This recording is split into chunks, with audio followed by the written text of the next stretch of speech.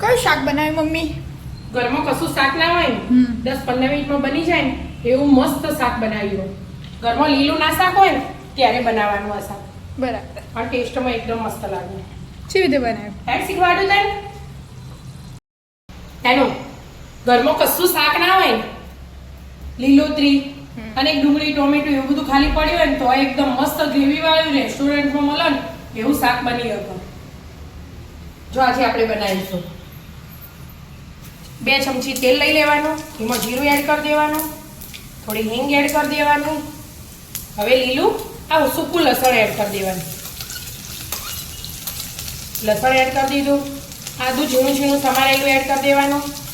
મરચાં ઝીણા ઝીણા સમારેલા એડ કરી દેવાના અને એક ડુંગળી સમારેલી એડ કરી દેવાની. આમાં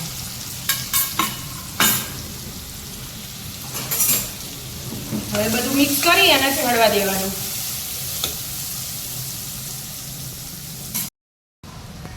ચડી ગયું. અડધી ડુંગળી ચડી જાય ને એટલે એક ટામેટું સમારીને એડ કરી દેવાનું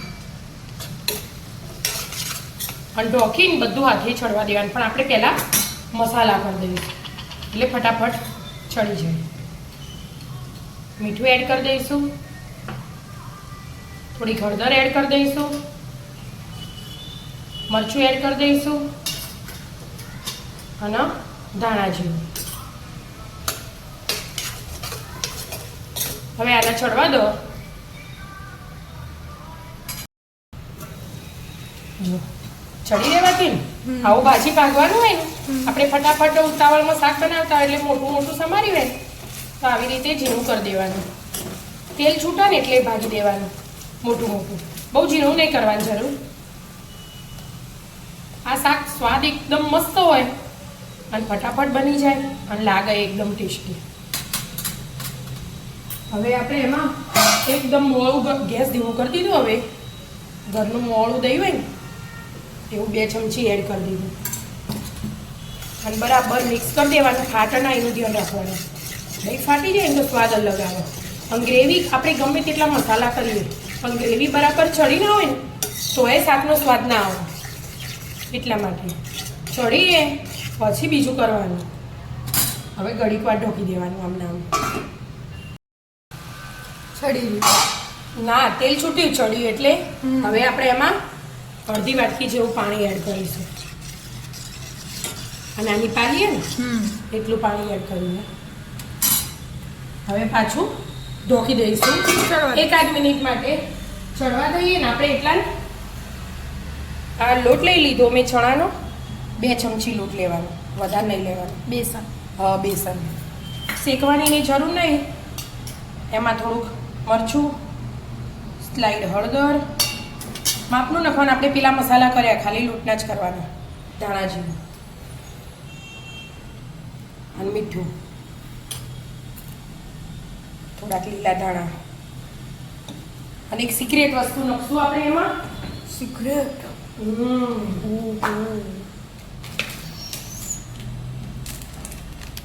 એમાં આપણે સોડા આવો ખાવાના બસ એક જરાક જ ચપટી એટલા એડ કરી દેવાના અને એની ઉપર પાણી રેડી અને બધું મિક્સ કરી લેવાનું.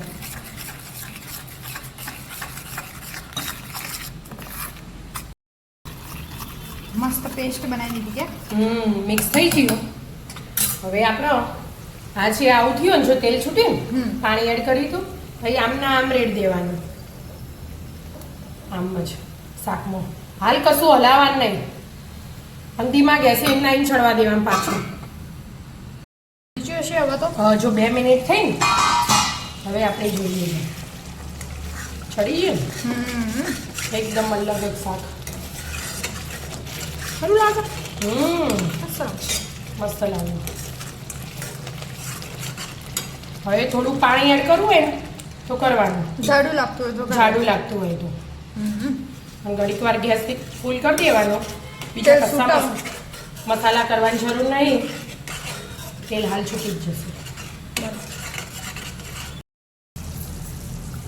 મસ્ત ચડી ગયું ને હવે થોડી ખાંડ એડ કરી દેવાની અને લીલા ધાણા એડ કરી દેવાના. એટલે આપણું શાક બની તૈયાર. તૈયાર થોડો ગરમ મસાલો એડ કરવાનો ઉપરથી. ઉપરથી. શાક ચડી રહેવાનું એટલે તો મસ્ત મજાનું એકદમ અલગ જ શાક બની તૈયાર. આવી જાઓ મિત્રો, અલગ જ શાક ને રોટલી ખાવા. ટાઈમ ના હોય ને એટલે આ બનાવી દે. બનાવી 10-15 મિનિટમાં બની જાય શાક. બરાબર. અને લીલું શાક ના હોય એટલે બની જાય. આવી જાવ તાણ મિત્રો ખાવા માટે. અમારા વિડીયો ગમતા હોય તો લાઈક શેર અને સબસ્ક્રાઇબ કરજો. રાધે રાધે.